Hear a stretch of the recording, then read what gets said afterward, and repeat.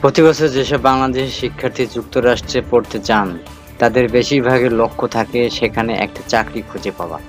তেমনি একজন সৈয়দ তাহমিদ হোসেন যুক্তরাষ্ট্রের জার্জিয়া সাউদার্ন ইউনিভার্সিটিতে সিভিল ইঞ্জিনিয়ারিং বিষয়ে স্নাতক করে সাম্প্রতিক শিকাগোর জিএলএল ইঞ্জিনিয়ার নামে একটি প্রতিষ্ঠানে জিওটেকনিক্যাল ইঞ্জিনিয়ার হিসেবে চাকরি পেয়েছেন।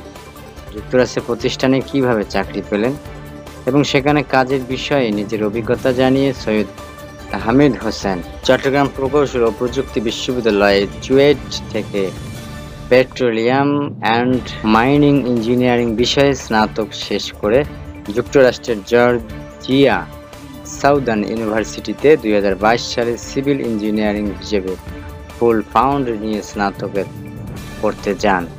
স্নাতকোত্তরে পড়া অবস্থায় একটি প্রতিষ্ঠানে 3 মাসের পেইড ইন্টার্নশিপ করেন। এই বছর স্নাতকোত্তর শেষ করার পরপরই এপ্রিল মাসে জিআরএল ইঞ্জিনিয়ারিং নামে একটি প্রতিষ্ঠানে চাকরি পান।